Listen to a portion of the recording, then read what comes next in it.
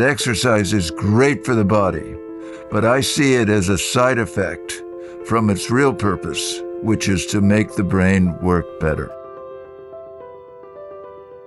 It's better for my brain's function to run, let's say, or to do a sport, whatever that is, an activity with someone else together instead of doing it alone. We know that being connected to others, having relationships, makes us healthier. Is this something that actually motivated you in order to start your researches on how movement can affect mind's function?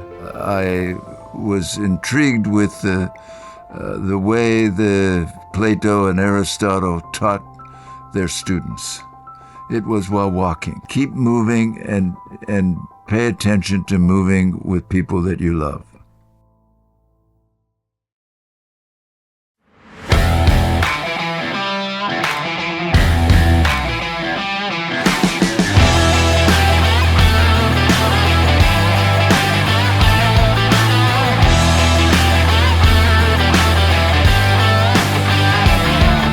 Καλώς ήρθατε σε ένα ακόμα podcast on theSPEAKERS. Είμαι ο Apostolos Koumarinos και κάθε Τετάρτη από τις 5 ώρα το πρωί μπορείτε να ακούσετε ένα νέο podcast διαθέσιμο σε Spotify, Apple και Google Podcasts.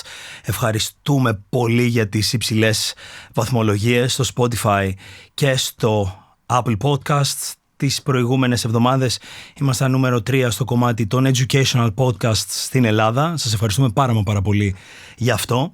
Πάμε να ξεκινήσουμε άμεσα και γρήγορα, όπως κάνουμε κάθε φορά, για το ταξίδι προς τα μέσα μας, για αυτό το αιώνιο ταξίδι, το οποίο κατά τη γνώμη μου δεν σταματάει ποτέ. Σήμερα έχουμε έναν καλεσμένο που θαυμάζω και ακολουθώ και διαβάζω εδώ και αρκετά χρόνια. Έρχεται από την Αμερική, υπήρξε καθηγητής στο Harvard Medical School.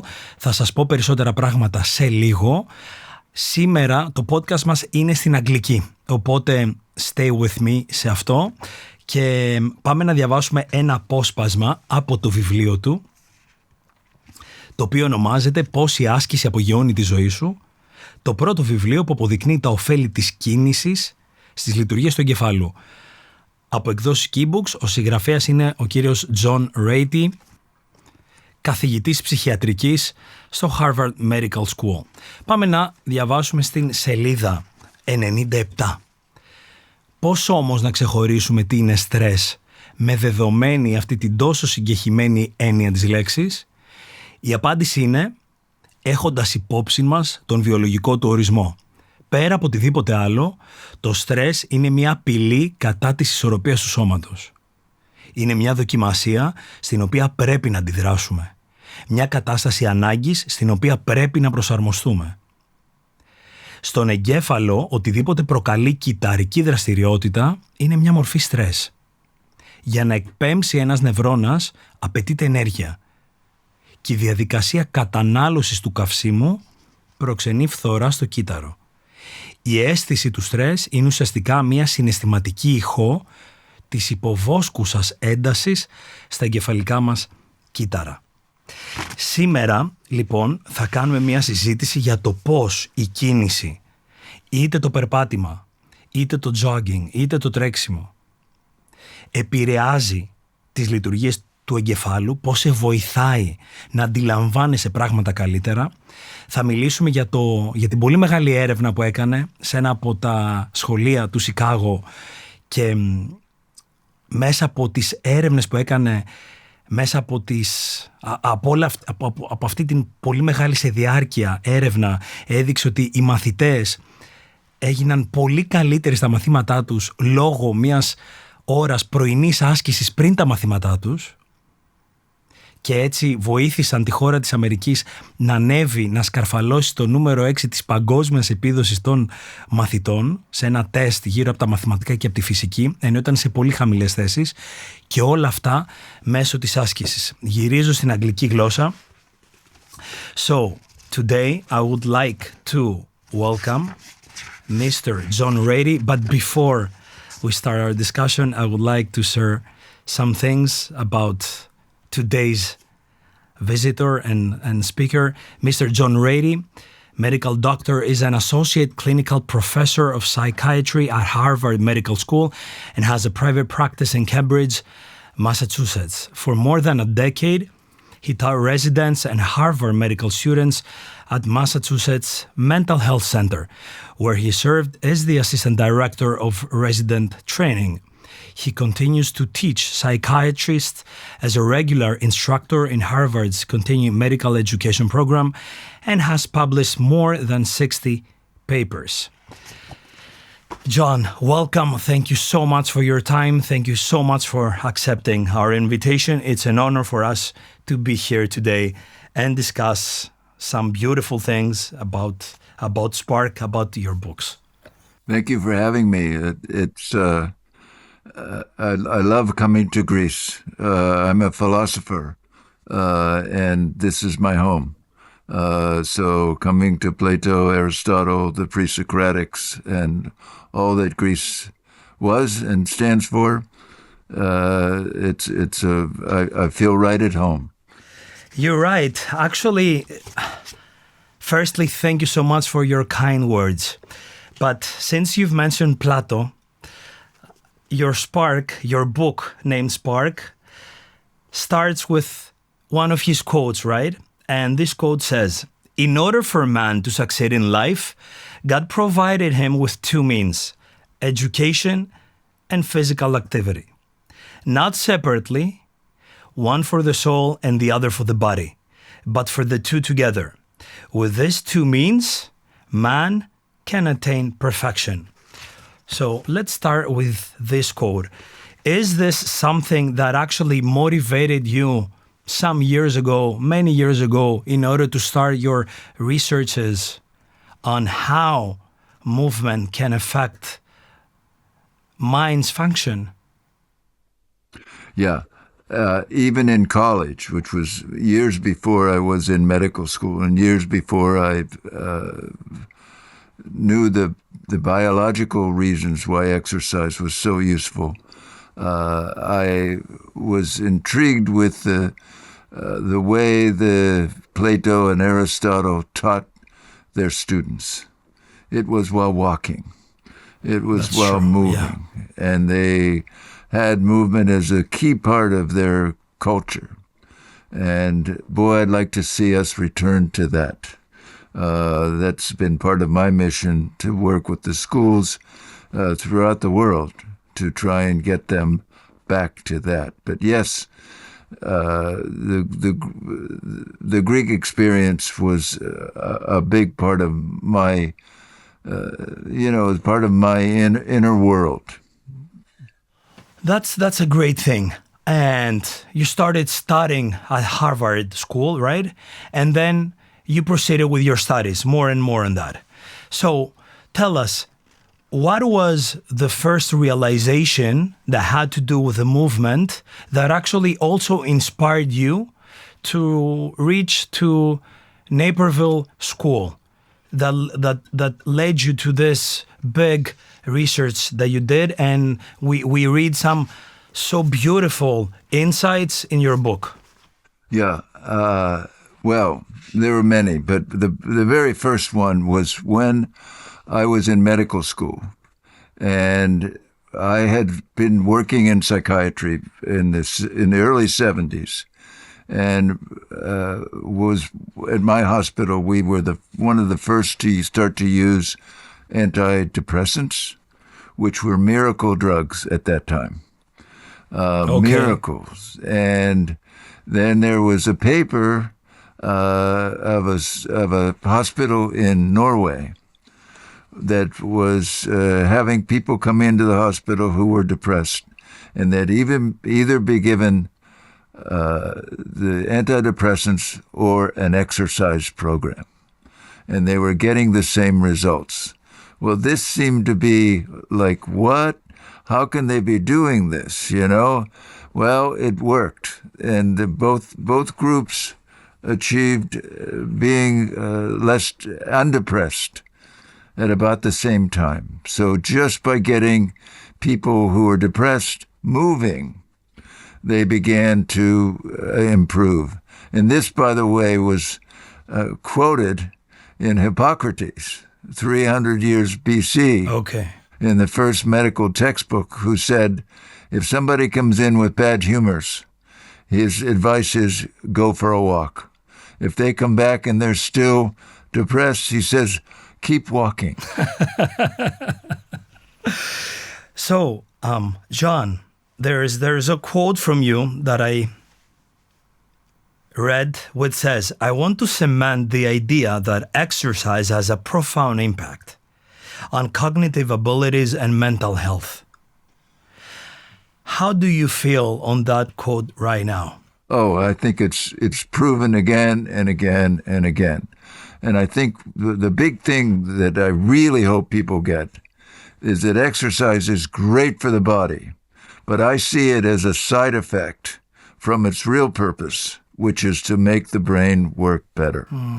It makes the brain, our big brains evolved to help us be better movers. And we have so much brain stuff that's activated when we move.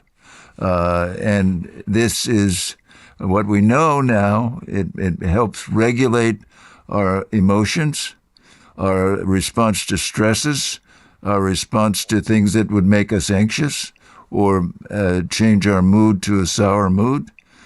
But it also activates our brain to be able to learn, to improve our attention system, to actually change the chemistry of our brain cells, to have them better at taking in information and having us remember, which is so important these days. John, before I've some beautiful questions over here for you. Before I start with that, at Naperville Central High School, many students were struggling with English literacy and were required to attend extra lessons to improve reading comprehension. The school decided to explore the effects of exercise on learning and required that one group perform vigorous exercises right before class. I've taken this from your book. This exercise program, called 0 Hour PE, improved the group's reading comprehension by 17%, while classmates who didn't exercise improved by only 10%. So clearly, exercise can help boost your brain's capabilities. So, as a short review about what happened in Naperville Central High School with the students. Well, everyone talking about Naperville starts with the 0 hour, but that's only a part of what was going on at Naperville, but an important part and very illustrative. That the kids who were struggling in it would be 9th grade, still with reading, were taking a reading literacy course to boost their reading scores. And they created a special program based on Spark, or actually based on my speaking around the country about the effect of exercise on learning. Because I was 10 years into it before I learned about Naperville. And they started this program, which was really successful. But more importantly, they were celebrated in the media in the U.S. as a school that had achieved a way of keeping their kids fit. They were celebrated because everybody was beginning to worry about how overweight our kids were, how fat they were. And they had them on our PBS program because their kids, 19,000 kids in their school district, only 3% of them were overweight, where the average in the United States at that time was 33%. Whoa, okay. And this was amazing. And what was different?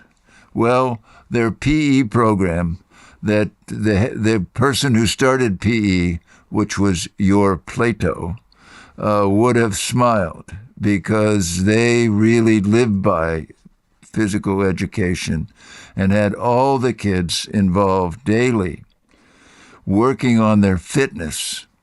And not only were they among the healthiest kids in our country, but among the smartest kids in the world, because 99% of them took the TIMSS test, the International Science and Math Test, which every country takes every 3 years. And usually the Asians and Finland are in the top 5. Okay, that's just the way it is. Yeah. And our kids, our group from Naperville took it as a country and came in number 1 in the world in science and number 6 in math. Wow. That got me on an airplane to go to Naperville to see what was happening. And they also quoted me in one of their, on the PBS, which my daughter had seen, and said, go see what's going on there. And so I did. And I fell in love with the place because their physical educators were among the most important teachers in the school. That's it. And this is why Plato would have been very pleased. I get that. Totally get that. Okay. So, exercising is not only good for your body, but also is good for your brain. And this is what we understand so far. Let me ask you something. In your book, you mention you have different approach, different results, let's say, on our brain's function, on walking, on jogging, and on running. Okay? So would you like to give us more insight or on this? I mean, like, is there a type of movement that is the most, let's say, suitable one for our body, for our minds, or it doesn't matter, just move and we'll take it from there? Very good question, and it's a very well put. So yes, walking is just very, very powerful. Do not denigrate walking. Thank you for saying that. It's because very, very powerful. And it's a great place to start. The best, people always want to know what the best is and the quickest and how little do I have to do, to get all these effects. That's what everybody wants to know. Like, give me the right magic. Well, there isn't one, but the best exercise you can do is dance. Dance. Vigorous dance. Your Greek dance, for instance, moving around and flying, but because you're doing it with other people, which is a huge part of what makes the brain work better and challenges the brain. Also, there are certain steps you have to do. You just don't flail around. And you listen to music, and that guides you. And all this is a complicated process for your brain, which is turned on, and then you activate your brain so much more with physical activity, and you have an incredible amount of action in the brain. And the more the brain is activated, the more the brain is stressed, the better it gets, and the better effect on its functioning is. The better your attention is, which is the primo brain power to get you into the day or get you into where you're at or keep you in the present. You need that attention. And exercise gets you there better than anything. But if you're doing a lot of different things with it, if you're balancing, if you're challenging, if you're paying attention to the way you move, and you do it quickly, and you do it with another person, which is an incredible challenge to your brain to keep tabs on the other person or the group. Wow, that is great. So playing a sport like soccer football. You know, we came into the country at the passport control, and the guy who was supposed to be working on our passports was watching soccer on his little device, you know, and took a little bit of time to check our stuff, but mainly we had to wait while he was seeing, you know, the next play. Well, soccer is so important because it's like dance, but maybe not as good, but because you have movements, you have changes, you have to evaluate, and you should be moving most of the time. John, let me ask you something.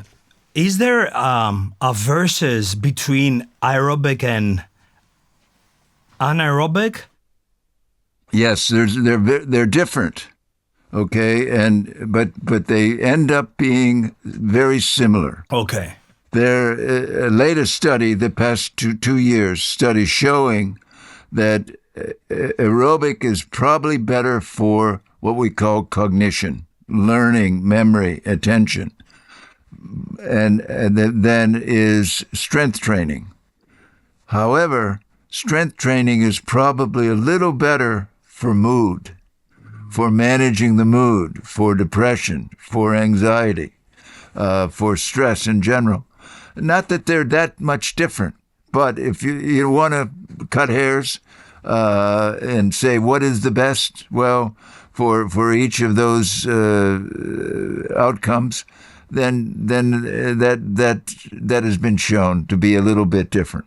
However, you're not talking about a great difference, because in fact, when you're doing strength training, you're still using all of your brain, a lot of your brain. And that's the thing. When you exercise, you're using 65% of your 100 billion nerve cells to exercise.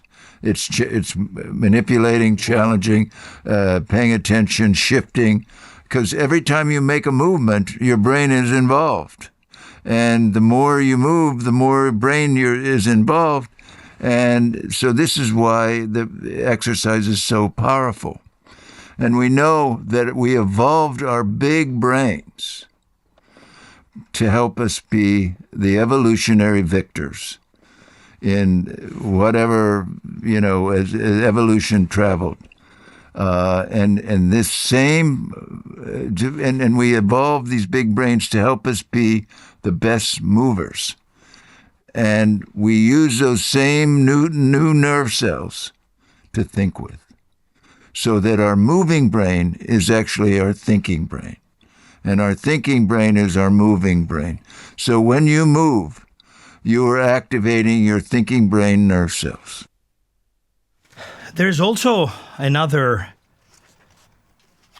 statement that I came across with that in your book that says, at a recent study reported in Germany that took place in Germany, reported that interval training improves learning ability, and compared with subjects who stayed at low intensity, the sprinters had significantly higher increases in BDNF as well as norepinephrine. Accordingly, in cognitive tests immediately following the run, the sprinters learned vocabulary words 20% faster. So even a small dose of pushing yourself to the limit has profound effects on your brain, you mentioned in your book. So here we understand that higher intensity training has a profound effect on learning ability. So between higher intensity and lower intensity, what do we choose? Well, you get eventually a very good effect even at low intensity. But the more you do stress, the more you stress yourself and get to a higher intensity, for a while you'll get more BDNF, you'll get more norepinephrine, more dopamine, more all the good neurotransmitters that I talk about in the book. And you also, at some level, activate HGH, human growth hormone, which is a very popular hormone amongst weightlifters, amongst actors and actresses, amongst aging people. It's an anti-aging hormone, and it really promotes ourselves to think young, if you will, to pretend that they're young again.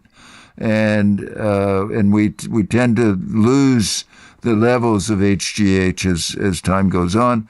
And when you do interval training and activate, really challenge the body, it thinks it's young again, and it will start producing HGH, or at least that's the nice metaphor that I make up for. Okay. That's a beautiful thing. I think we will follow it. At another point, as in your book, you mention the impact that movement has on stress and how on stressful situations. So maybe we shouldn't reach out for a bottle of wine to cope with a stressful situation, but do some jumping jacks instead. So what's your stand on that? Oh, yes, for sure. Well, that's my whole second chapter is on stress in Spark, and because I found it so fascinating.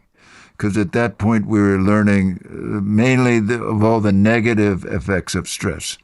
But exercise is stress, right? Exercise is stress. But it has a very powerful effect on producing all kinds of moieties, or all kinds of hormones and neurotransmitters in our brain that help us be more resilient. So that we, for instance, when you go running, you stretch your brain. Well, your brain develops all these enzymes and what I call the janitorial crew in your nerve cell to deal with the breakdown products, to deal with problems of heating up your nerve cells too much. And this leads to you being more resilient with any kind of stressors that come by in your life. As well as you learn that your body feeling the stress, instead of activating you to feel worried, you feel a little better, so that you handle stressful situations without the added feeling of like, oh my God, it's the end of the world. Yeah. Totally get that. I believe that most of us, what we do is throughout the stressful situations that, I don't know, mainly people live in the capital cities of the world. Yes, food or alcohol or, this kind of options have been chosen for stress relief. But at the end of the day, these choices maybe push more stress. It's not a real antidote, let's say. It depends, though, on the type of exercise that we'll use that will have a profound effect on the stress management, or any type of exercise. I mean, like even bowling, even, even darts, even. Any type of stress is better than taking another swig of red wine or white wine, or going for your favorite snack, because it helps relieve that stress, helps you deal with it, helps you expend the energy for it, and it actually makes your brain feel more satisfied. I wrote a whole chapter in there about addictions. And stress can lead to addictions. And what you're talking about is our culture today promotes addictions with the video games, with the cigarettes, with the alcohol, with the various drugs, to relieve the stress. Well, a more natural way is to move.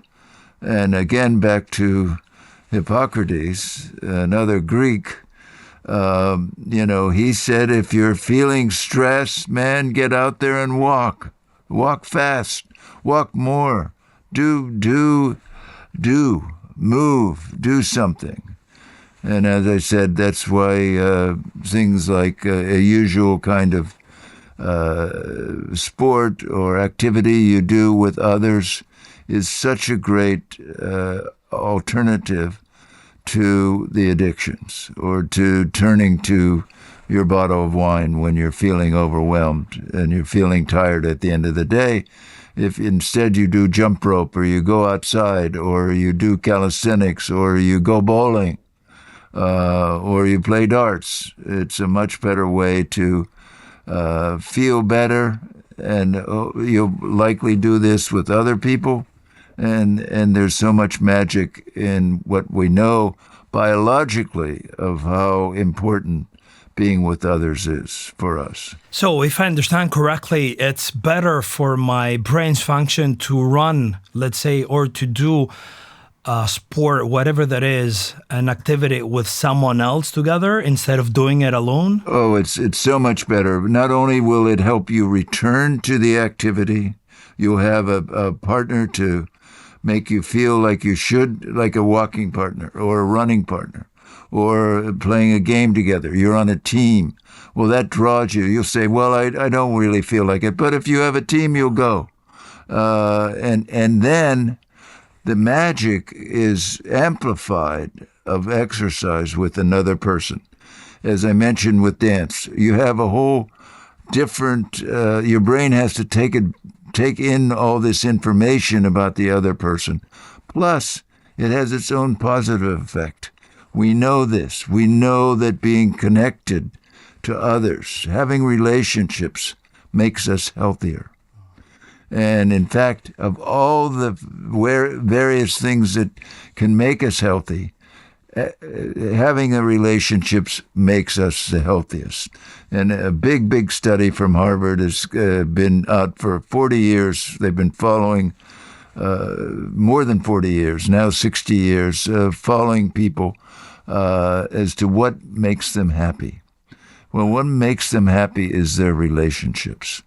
As simple as it sounds, and whether they're rich, poor, successful, whatever, if they have relationships that are meaningful, family, of course, but also outside there in the community, people that they're having activation with. And your wonderful island, Ikaria, in Greece here, Ikaria, yes. Yeah, I can never pronounce these things right. Don't worry. But a big part of why they're a blue zone, that is, people live much longer. They move all the time, but they're connected to each other. They're related to each other. They have this connectivity that is so important, to take care of one another, to see how they're doing, to play dominoes, to do, to share wine or to share a meal, and to watch after one another, but also just to be involved with them. And we actually know the biology of what happens, and it's fascinating. The biology is just amazing to see what these connections can do. John, what about depression? So depression isn't just in our minds, it's also in our body, right? So how their exercise can help us handle with depression? Well, what depression, the way we help relieve depression, and as I mentioned in Norway, this guy was offering antidepressive or exercise. What happens is you stress your brain enough so that it begins to produce neurotransmitters and neurohormones, nerve stuff in the brain. Clear enough. That is similar to what our antidepressants do. And it does it in a much different way and doesn't have the side effects that the medicine can have. And it also activates a lot of other positive hormonal changes, neurologic changes in your brain that the antidepressants don't do. So all in all, people who are exercising versus taking the medicine for their antidepressant, for their depression, are much better off. And they tend to stay with it. They tend, if they're aware and they're promoted to say, hey, this is something you really need to do, to stay away from the doctor, to stay away from the medicine. Hopefully that can lead them to continue on their path of being at exercise. And, you know, we've studied so much about this kind of stuff. At the University of Michigan, they've been studying what's the motivation to continue exercising. That was my next question. What is a motivation? Well, the biggest motivation is to realize that exercise has an effect today. The day that you exercise, you're going to feel differently. And to remember that. Well, see, people forget that all the time. But that's the powerful sauce to keep you back at it. The problem is people say, well, I'm going to exercise, I'm going to lose weight, I'm going to get more muscles, I'm going to look so much better. That's a long-term effect. But the short-term effect is what's important, because then that leads to the long-term effect. That is, you know you feel better. You know that you're less stressed. You know that your brain is working better for you. You know that you're more loving. You're more liable to want to spend time with your family or your loved ones. And that is so powerful. And so the University of Michigan has looked at this. What are the factors over years and years and years?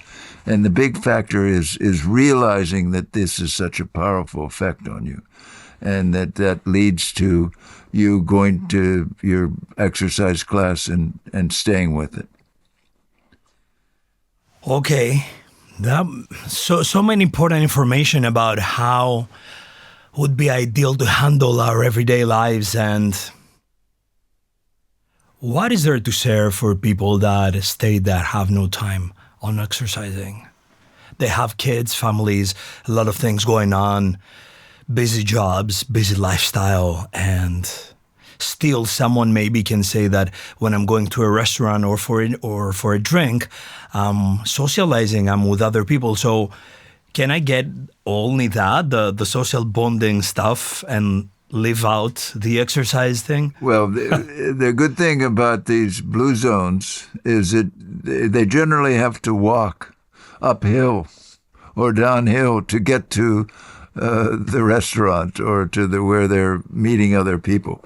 That's the ideal. But no, they're you don't have to do a lot. We're such a sedentary culture these days. Everybody's sitting all the time. And so just by getting up and moving around, even from your office or from your home, to get up to go to this place or that place is a way to break the cycle of sedentary. You know, we have a phrase and say, sitting is the new smoking, which means, you here in Europe and especially in Greece, smoking is a huge problem still, and one of the things that I have in my book and that we look at is how to stop smoking. Well, exercise is a very, very important component of that.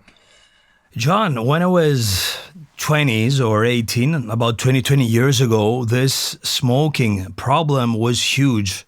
Nowadays, and people of my age, but also from next Generation Z, have turned into new habits. So that's a beautiful thing to see that less people smoking or less people choosing to smoke.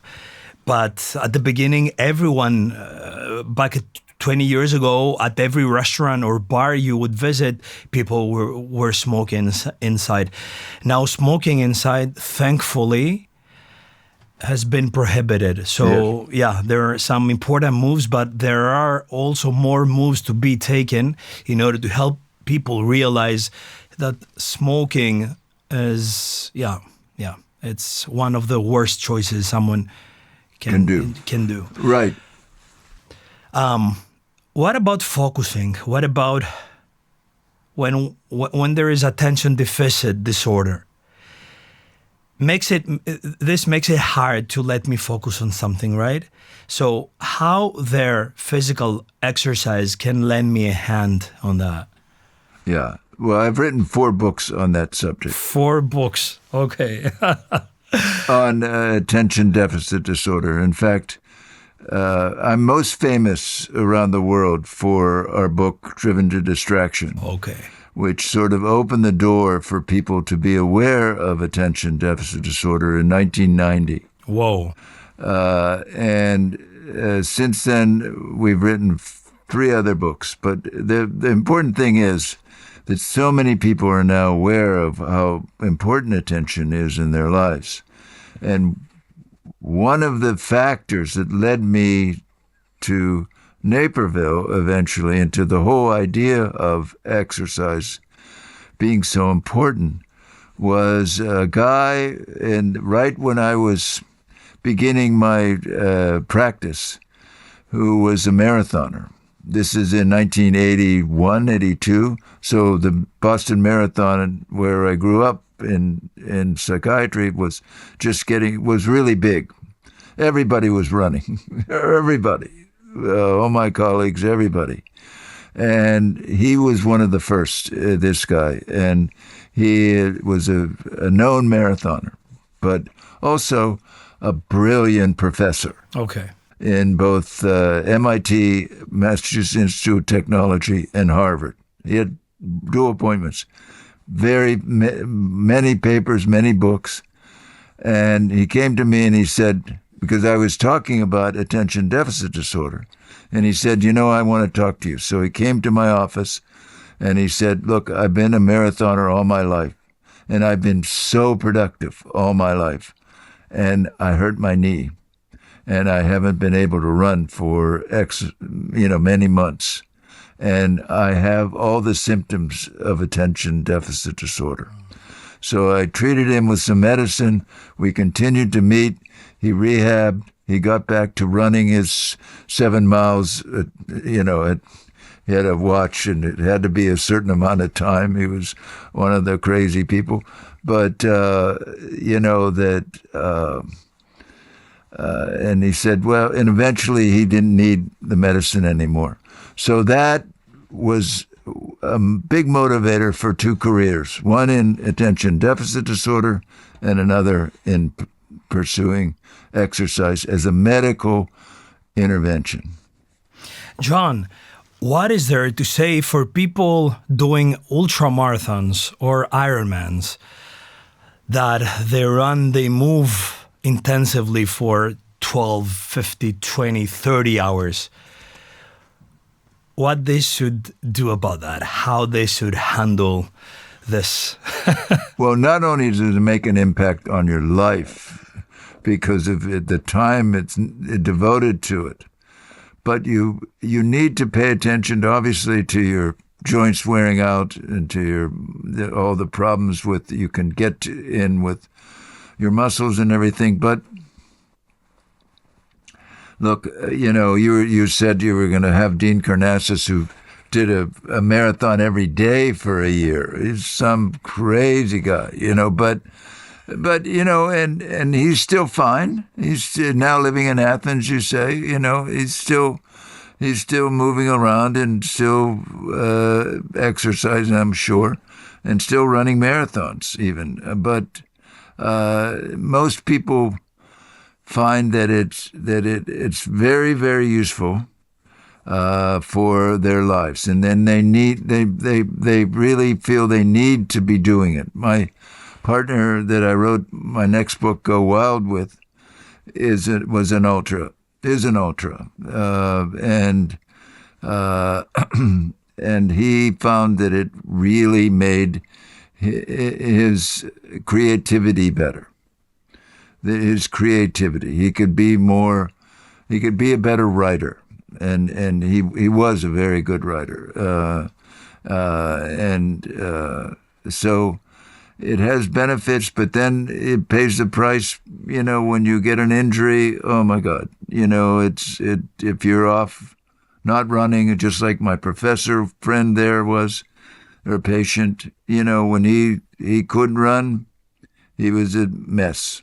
He couldn't, he had all the symptoms of someone who had attention deficit disorder, but he was procrastinating. He couldn't get anything straight.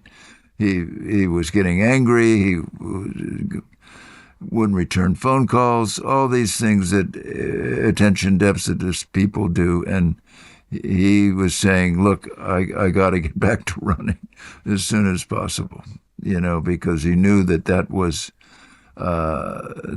key. And medicine helped him, but running helped him more. What about our diet? There is a chapter in your book saying, eat light, eat right.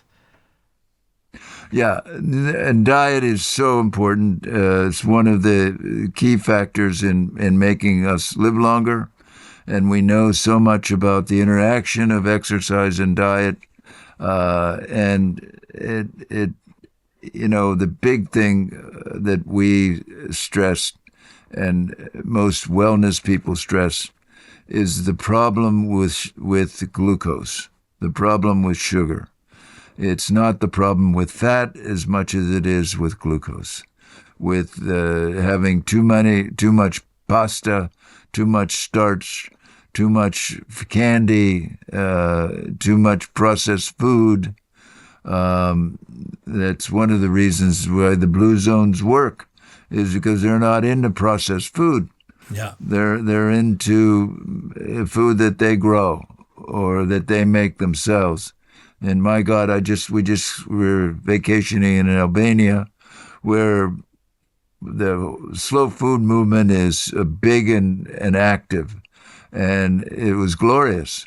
So we nice. Had no processed food for 2.5 weeks. It was just marvelous, and it made all the difference. And it's something that really has an effect on your brain and your brain function. John, last but not least, there is a quote on our mugs over here that state kings or pawns. It's one of our quotes that in life we're either kings or pawns. What's your idea on that? Do you agree? Do you disagree with that? I'd be curious to know, which direction you guys go with that, because I can imagine many different avenues. But that's true. Being a king means taking charge of your own life, means deciding what you want for yourself, and not just living by the latest ad on TV, or the latest politician, or the latest the U.S., the latest actor or actress, Kim Kardashian, telling you to get huge lips if you're a girl, and get a huge butt. But you deciding what you want and what you need for your own life, and that's where you're the king. Clear enough, John. What do we keep from you? What's when someone hears your name? What would you like to bring into their mind, if there is something? Yes. No, I keep moving and pay attention to moving with people that you love. Simple and clear as that. Okay, and one last thing. When are you visiting Greece again? Hopefully soon.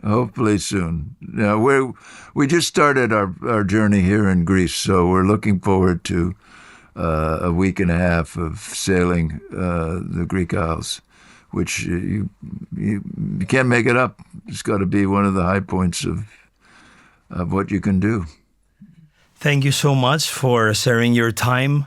You share some so beautiful and important and significant insights about how movement and can affect our brain, our body. So beautiful. Your book, this It's called Spark. I've bought it, as I told you before, it was published in the Greek language. Hopefully the Greek readers can also have it in the Greek version. And thank you so much for the beautiful discussion we had today. And hopefully we can arrange it again in the future. I hope to be here sooner than later. So thank you so much. Thank you for having me. I enjoyed the conversation and the interaction. And all that, it's very meaningful for me. I'm serious about coming to Greece, walking the Parthenon, imagining Plato, imagining Aristotle, imagining Hippocrates, running around the hillside. It's where I spent so much of my college and thinking about. So here I am again. It means a lot to us. Thank you. And I would like to thank everyone for being with us today. It's so important to share also your time with us at this podcast. Really, really important. Today we discussed about this beautiful and so important issue and topic about how movement can affect our brain's function. And today we had with us Keybooks, our publishing house. And before I close, I would like to share something with you about an application that I use the past months and has really helped me organize my life better and my connections. And since John Ratey before mentioned the importance of how important it is to connect with other people, this application is called Cove, C-O-V-E. It helps me stay connected with people that I meet and with people that I have in my life.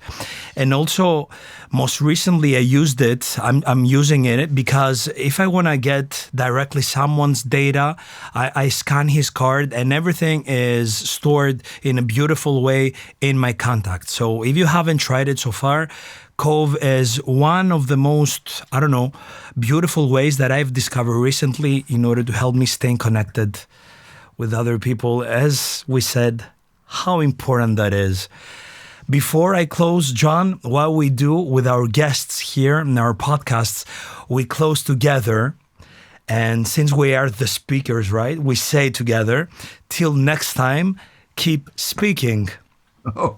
But today we can rephrase it and we can say till next time, keep moving. Absolutely. Okay, let's do it. Let's do it your way. Okay. Till next time. Till next time, keep moving.